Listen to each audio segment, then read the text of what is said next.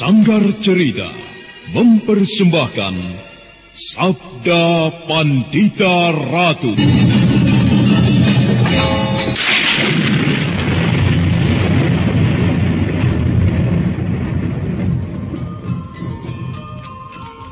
Sabda Pandita Ratu, naskah ditulis oleh Pondra Swasti Langit, diolah oleh Agus Nur Ismail, didukung oleh artis-artis terkemuka, Ferry Fadli, Eli Ermawati, M. Abud, Ivona Rose, dan lain-lain. Teknik dan montase, Ibing Arifin, dengan sutradara Dian Pertiwi. Sabda Pandita Ratu kali ini mengetengahkan episode ke-9 dengan judul Panas Bara Perapian.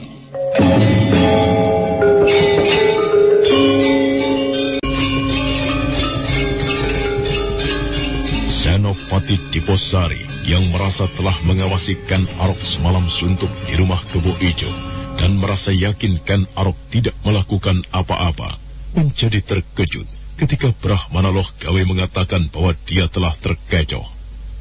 Beberapa saat Senopati Diposari mencoba mencerna apa yang dimaksud oleh Brahmana Loh Gawe yang telah membuatnya kebingungan meski di dalam hati.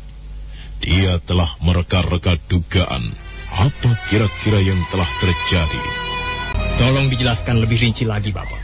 Anak Mas Senopati, sebenarnya Ken Arok adalah seorang pemuda yang aneh.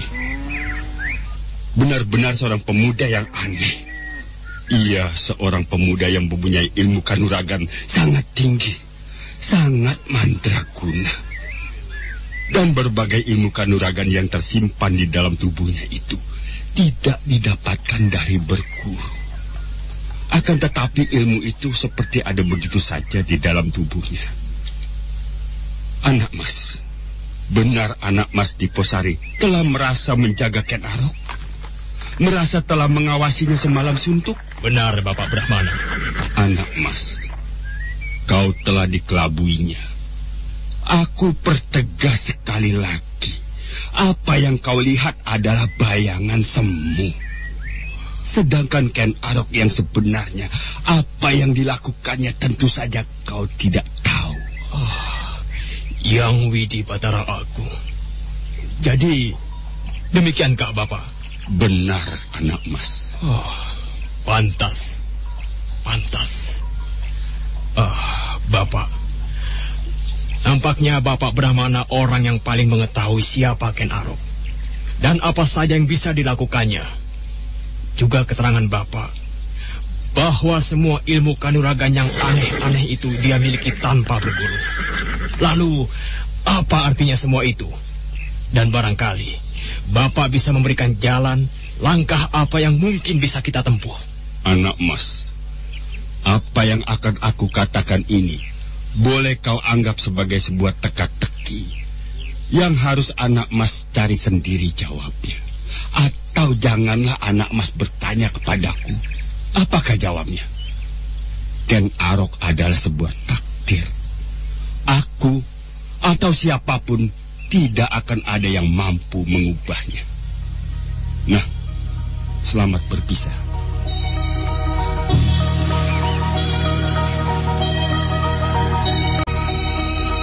Apa yang dikatakan oleh Brahmana Loh Gawe bagaikan menyimpan sebuah pesona yang mampu merampas segenap perhatian Senopati Diposari. Brahmana Loh Gawe yang telah berusia lanjut itu berjalan tertatih-tatih, seolah tenaganya telah tidak mampu mengantarkan kemana tubuhnya bermaksud pergi. Serasa masih bergema di bagian dalam gendang telinganya apa yang telah dikatakan oleh Brahmana.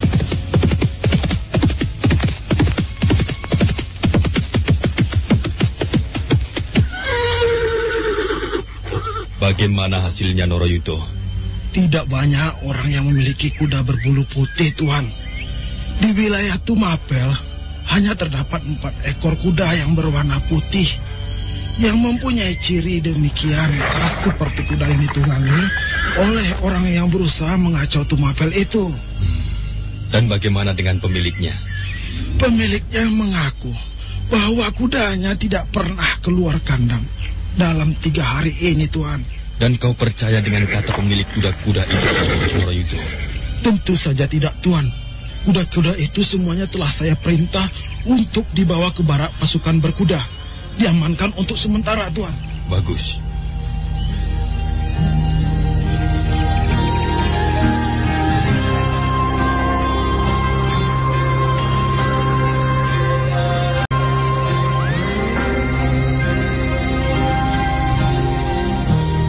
Waktu kemudian bergeser cepat. Siang telah merambat sore, bahkan kemudian sore pun telah ditelan oleh datangnya malam.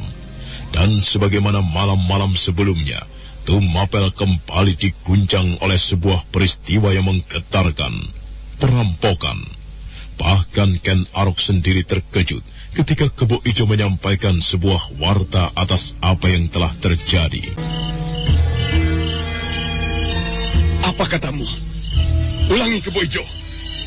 Ada orang lain di luar kita yang juga melakukan perampokan. Saudagar Joyo Tangkar yang menjadi korban. Ia dibunuh bersama anak menantu laki-lakinya. Dibunuh? Ya. Berdebah. Siapapun orang itu, ia tidak akan lepas dari tangan Ken Arok. Ki Joyo Tangkar. Aku mengenal baik orang itu. Ia memang orang yang kaya raya. Tetapi kekayaannya bukanlah dari hasil memeras orang kecil. Joyo Tangkar adalah orang yang banyak membantu sesama. Bukankah begitu, Kebo Ijo? Orang yang melakukan perampokan itu, siapapun dia, orang itu tentu tengah berolok-olok. Aku merampok orang-orang yang kaya, tetapi kekayaannya adalah hasil dari memeras sesama. Sebaliknya, orang itu merampok orang kaya yang baik. Lalu bagaimana, Ken Arok? Malam nanti aku akan mencari perampok itu. Ia harus mendapatkan hukuman.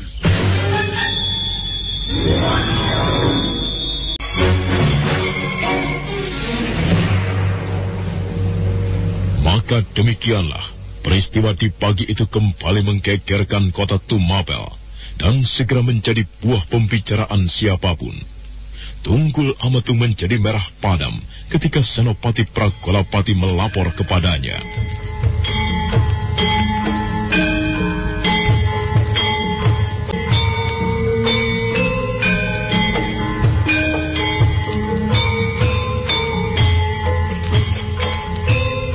Apa yang akan kau laporkan kepadaku, Pragolapati? Ampun, tuanku. Hamba mohon 1000 ampun jika di pagi ini hamba harus melaporkan kembali perampokan yang terjadi. Semalam telah terjadi perampokan, tuanku. Ki Wonoboyo didatangi oleh perampok itu yang menguras habis harta bendanya. Akan tetapi, yang lebih dari peristiwa itu adalah perampokan atas Ki Joyo Tangkar, tuanku. Ki Joyo Tangkar? Benar, tuanku. Ki Joyo Tangkar beserta anak menantunya telah tewas. Pragolapati. Hamba tuanku Aku perintahkan kepadamu, bawa pasukan. Jika perlu segelar sepapan, seret Ken Arok kemari. Kau dengar? Hamba tuanku. Hamba akan melaksanakan perintah.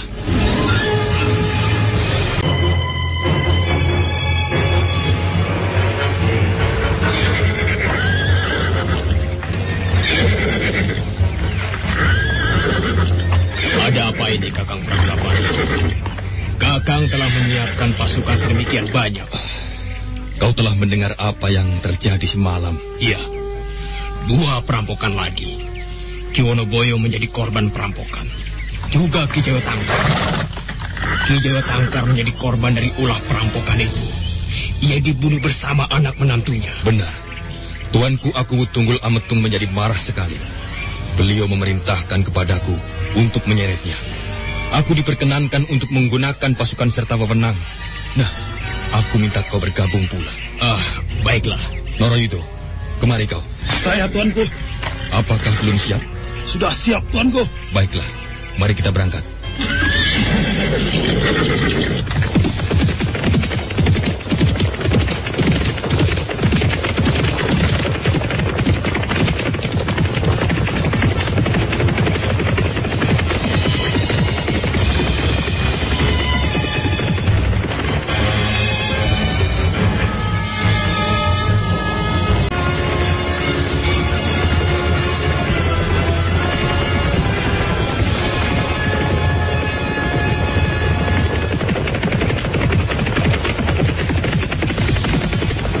Maka di pagi itu pula, dari barak pasukan berkuda telah berderap sekelompok pasukan yang berkekuatan cukup besar, menumbuhkan tanda tanya kepada orang-orang yang berpapasan dengan mereka. Pada umumnya orang-orang itu segera menghubungkannya dengan perampokan yang telah terjadi. Dan dengan gerakan yang terlatih, maka dalam waktu singkat, rumah Kebo Ijo telah dikepung tombak-tombak telanjang, pedang-pedang tanpa warangka telah siap membantai mereka. Kepung rumah ini. Jangan sampai ada yang lolos. Ken Arok, rumahku telah dikepung. Bagaimana ini? Biar saja. Jangan senyum-senyum, Ken Arok. Ini persoalan gawat. Jangan berisik. Kita temui mereka. Aku ingin tahu apa yang mereka kehendaki. Oh, aku Bukan kau yang dicari Kebo Ijo, tapi aku. Tenanglah. Ken Arok, keluar kau. Ayo keluar kau. Kau tidak perlu berteriak-teriak, Tuan Senopati Pragolapati. Telingaku cukup tajam untuk mendengar meski kau berbisik sekalipun. Ken Arok menebarkan pandangan matanya sambil tidak henti-hentinya mengumpar senyum. Beberapa orang prajurit nampak saling pandang oleh rasa tidak mengerti atau terkejut karena ternyata orang yang mereka kepung dan harus ditangkap adalah Ken Arok yang mereka kenal sebagai bekas pimpinan pengawal Istana Pakuan Tumapel. Bukan main. Siapa yang tidak mengenal kelompok pasukan khusus, pasukan berkuda yang dimiliki oleh Tumapel yang mempunyai nama yang menggetarkan dan disegani. Bukan hanya nama yang dimiliki, akan tetapi juga tandang gerayangnya yang gegirisi. Dan pasukan itu sekarang dipergunakan untuk mengepungku, menangkapku, atau bahkan dilengkapi wewenang untuk membunuhku. Bukankah begitu, Tuanku Senopati Pragolapati? Jangan banyak bertingkah, Ken Arok. Aku mendapat perintah dari Tuanku Aku Tunggul Ametung untuk menangkapmu. Menangkapku dengan pasukan segelar sepapan yang begini besar? Luar biasa. Hanya untuk seorang Ken Arok. Hanya untuk seorang Ken Arok. Tuan Senopati, lihat, beberapa orang prajuritmu saling berpandangan. Mereka nampaknya kebingungan. Mengapa untuk menyeret Ken Arok ke hadapan Aku Tunggul Ametung harus menggunakan pasukan yang sedemikian besar? Jangan banyak bertanya, Ken Arok. Ayo, kau aku bawa ke Istana Tumapel. Tunggu dulu, Tuan Senopati yang gagah perkasa dan berwibawa. Tidak semudah itu membawa Ken Arok. Harus ada persoalan dan penjelasan yang jelas. Mengapa dan atas kesalahan apa aku dibawa menghadap Aku dengan cara seperti ini? Nanti Tuanku Aku yang akan menjelaskan. Tetapi kau tentu mengetahui persoalannya. Mengapa harus berbelit-belit? Katakan saja. Aku tidak perlu mengatakan, Ken Arok. Baik. Kalau kau tidak mau mengatakan, aku tidak bersedia. Bagaimana? Aku membawa wewenang untuk menggunakan pasukan yang aku bawa ini. Jika kau berani melakukan itu, Pragolapati, maka aku akan mengamuk. Dan jika aku mengamuk, pasukanmu akan tumpas.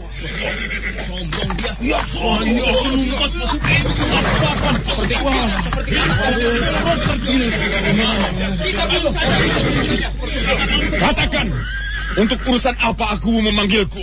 Barulah aku akan mempertimbangkan aku mau ataukah tidak. Ternyata Ken Arok yang harus diseret menghadap Aku menyimpan wibawa yang sedemikian besarnya. Senopati Pragolapati yang meski telah membawa prajurit-prajurit pilihan dari kelompok pasukan berkuda menjadi kebingungan ketika Ken Arok memintanya untuk menjelaskan mengapa dirinya dipanggil menghadap Aku.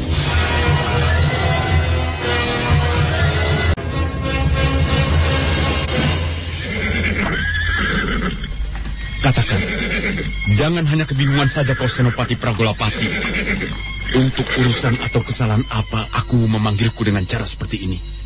Ayo katakan. Baiklah, ada hubungannya dengan perampokan yang terjadi semalam. Juga beberapa malam sebelumnya. Begitu. Tuan Aku telah menuduhku melakukannya. Ken Arok, Tuanku, aku belum menuduhmu, tetapi mencurigaimu. Dan untuk itulah, kau diminta menghadap aku Tunggul Ametung sekarang juga.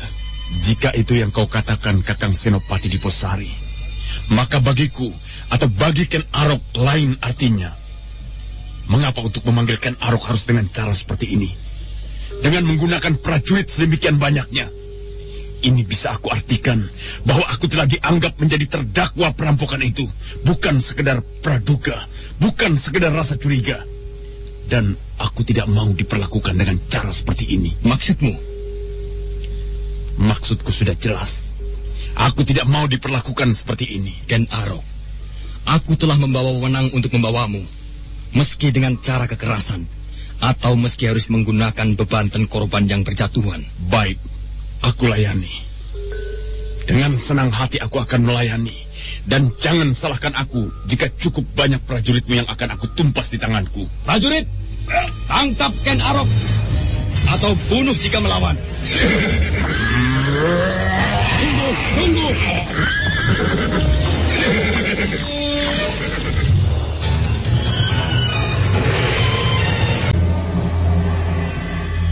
Mengapa kau mencegah Diposari? Kakang Senopati, ada sebuah cara yang bisa dipergunakan selain cara ini. Izinkanlah aku berbicara. Baik, Ken Arok. bagaimana? Mungkin ada cara lain yang kau kendaki. Tetapi kau bersedia menghadap aku. Aku tidak keberatan untuk memenuhi panggilan aku, Wu. Tetapi tidak dengan cara seperti ini. Juga tidak dengan kedudukan seperti ini. Tidak dengan cara menggunakan prajurit yang sebanyak ini. Seolah aku benar-benar telah dianggap sebagai terdakwa yang jelas bersalah. Lalu, apakah jika Kakang Pragolapati memerintahkan prajurit-prajuritnya untuk pergi, kau akan bersedia dibawa ke Istana Pakuwon? Baik, aku tidak keberatan. Nah, Kakang, kau telah mendapatkan jawaban dari Ken Arok. Kau tidak perlu merasa kehilangan muka. Kau bisa memerintahkan kepada prajuritmu untuk kembali ke baraknya. Sementara itu, Ken Arok juga tidak perlu merasa dibeset wajahnya. Baik. Tetapi aku ingin mendapatkan ketegasan jawaban Ken Arok sebagai seorang lelaki yang berjiwa jantan. Baik. Aku tidak akan tinggal gelanggang colong pelayu melarikan diri secara pengecut dari persoalan ini, Kakang Pragolapati. Pergilah kau dengan segenap pasukanmu. Aku tidak mau pergi ke istana bersama-sama denganmu. Karena masih akan berbau anggapan bahwa aku ditangkap. Pergilah, aku akan menyusul ke istana. Tidak, Ken Arok. Aku bersedia membubarkan prajuritku untuk meninggalkan tempat ini. Akan tetapi, kau harus bersama aku menghadap aku. Aku tidak mau. Kalau kau memaksakan diri, silahkan. Mumpung prajuritmu masih lengkap berada di sini. Kakang Pragolapati, sebaiknya kau penuhilah permintaannya. Biarlah aku yang akan mengantarkan Ken Arok menghadap aku. Baik. Aku akan mendahului menghadap aku Tunggul Ametung. Dan aku minta Kebo Ijo ikut serta pula. Tentu. Kebo Ijo tentu akan menyertai pula ke istana. Prajurit, kembali. Ya, ayo kita tinggalkan tempat ini. Ya.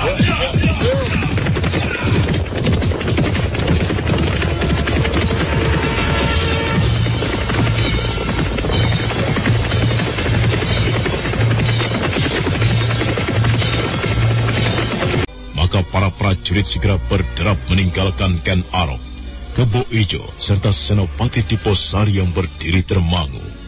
Kelompok prajurit itu terus berderap meninggalkan debu yang mengepul di sepanjang jalan. Tetapi ketika mereka melintas mendekati alun-alun, Senopati Pragolapati memberi aba-aba untuk berhenti.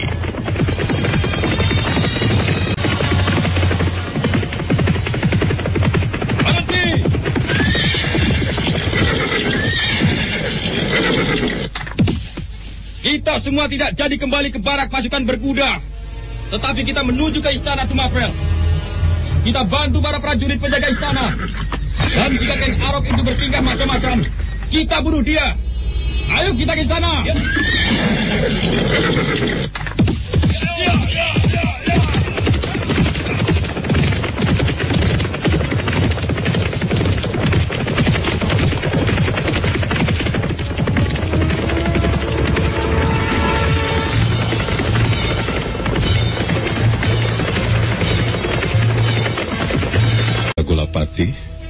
Mengapa kau membawa prajurit sedemikian banyak memasuki wilayah istana? Ampun, tuanku.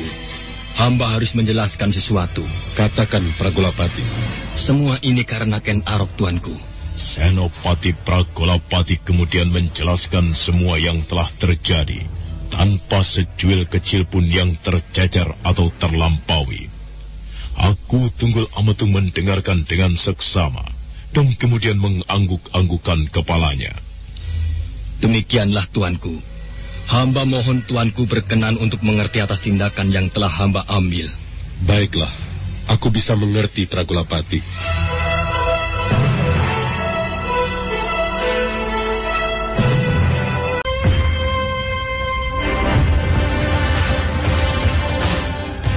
Maka demikianlah, ketika matahari memanjat sedikit lebih tinggi, yang ditunggu-tunggu akhirnya datang. Ken Arok dan Kebo Ijo yang dikawal oleh Senopati Diposari memasuki halaman istana Tumapel. Ken Arok mengumbar senyum melihat bekas anak buahnya serta beberapa prajurit yang berjaga-jaga di setiap sudut. Oleh Pragolapati, Ken Arok bersama Kebo Ijo serta Senopati Diposari dibawa menuju ke pendopo. Bukan suatu hal yang sewajarnya, karena biasanya pendopo dipergunakan sebagai tempat pasewakan.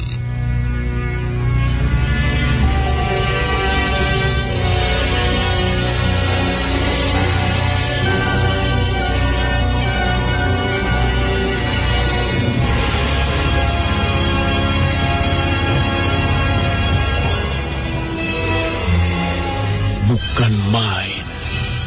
Sebuah kehormatan yang luar biasa. Agaknya aku telah siap menerimaku di sini. Di pendopo tempat seba, pendopo pasewaan. Jangan kau merasa besar kepala, Ken Arok. Di tempat ini aku justru akan menentukan bagaimana nasibmu. Aku tidak akan ingkar. Akan tetapi ada baiknya kau menemui aku Tunggul Ametung yang nampaknya sedang tidur saat ini, Senopati Pragolapati. Apa maksudmu, Ken Arok? Beberapa hari yang lalu aku pernah menghadap aku dengan ditemani oleh Bapak Brahmana Loh Gawe. Aku menghadap mulai saat petang. Namun ketika waktu telah melewati hari tengah malam, barulah aku menerima kami. Aku tidak ingin hal itu terjadi lagi kali ini.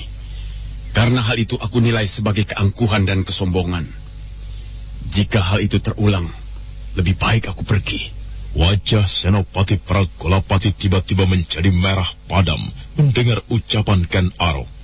Namun Senopati Pragolapati tidak bisa berbuat apa-apa kecuali hanya menunggu.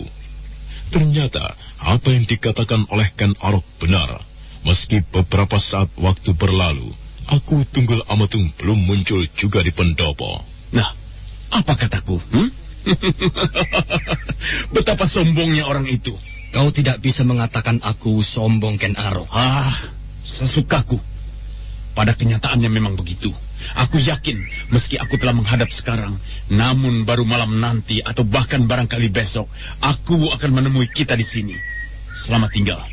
Ayo Kebo Ijo, kita tinggalkan tempat ini. Tunggu. Kau mau apa? Kau tidak bisa berbuat seenakmu sendiri. Kalau begitu kau mau apa? Bukankah dari awal beradu nyawa pun aku siap melayani? Ayo Kebo Ijo, kita tinggalkan tempat ini. Jika itu yang akan kau lakukan, Ken Arok, maka benar-benar akan terjadi pertempuran di tempat ini. Jangan hanya sekedar berbicara, Pragolapati. Bukankah dari awal aku sudah mengatakan bahwa aku siap melayani? Kakang Pragolapati, tenang. Ken Arok, sabarlah. Berilah kesempatan aku bicara. Kau duduklah, Ken Arok. Memang ada benarnya aku harus segera diberitahu. Tuanku, aku telah tahu. Justru karena itu, aku Tunggul Ametung telah tahu. Akan tapi ia membiarkan kita di sini menunggu tanpa kejelasan. Itulah yang aku persoalkan. Aku pernah mengalami peristiwa seperti ini, dan itu aku rasakan sebagai suatu hal yang sama sekali tidak enak, membuat sesak di dada. Nah, lebih baik aku pergi. Sabarlah Ken Arok. Sabar. Duduklah. Biar aku yang akan menghadap aku untuk berbicara. Itu bagus. Aku memang tidak suka duduk di sini berlama-lama tanpa kejelasan. Biar aku yang menghadap Diposari. Kau tunggu di sini. Nah, itu lebih baik.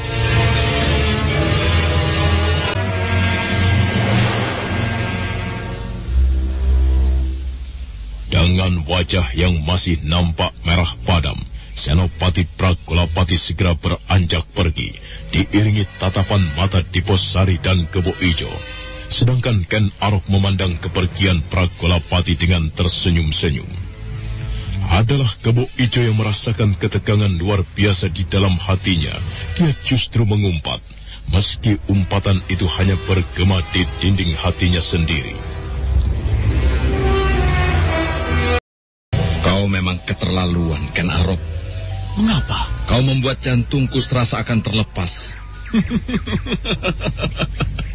Supaya tidak lepas, pegangi jantungmu erat-erat, Kebo Ijo. Permainan yang benar-benar gila. Gila, tetapi menyenangkan. Aneh jika kau bisa mendapatkan rasa kesenangan dari permainan ini, Ken Arok.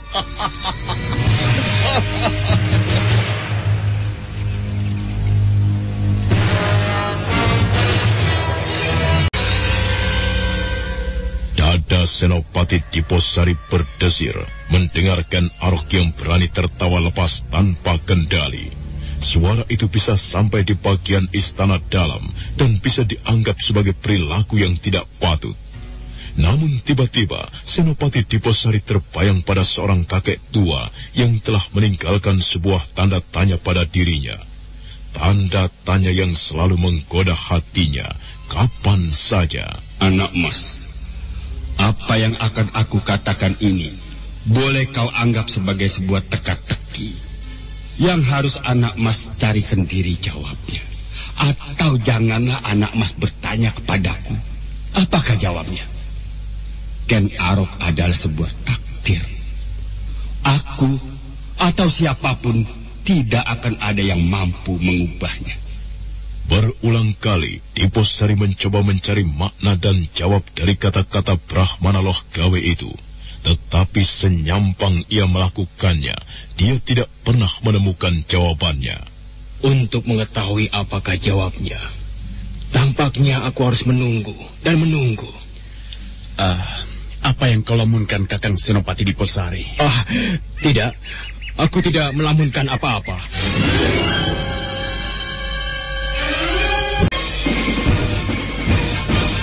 Ken Arok tersenyum lepas, seolah tidak menyimpan beban apa-apa. Hal itulah yang justru membuat Senopati Diposari bertanya-tanya, orang macam apakah Ken Arok itu yang mampu bersikap seperti itu? Sementara itu, langkah Senopati Pragolapati telah sampai di pendopo dalam. Dia telah menemui seorang pelayan dalam dan mengajukan permohonan untuk bertemu dengan aku. Nah, saudara pendengar, untuk mengetahuinya, nantikanlah kelanjutan kisah ini dalam seri berikutnya. Sampai jumpa.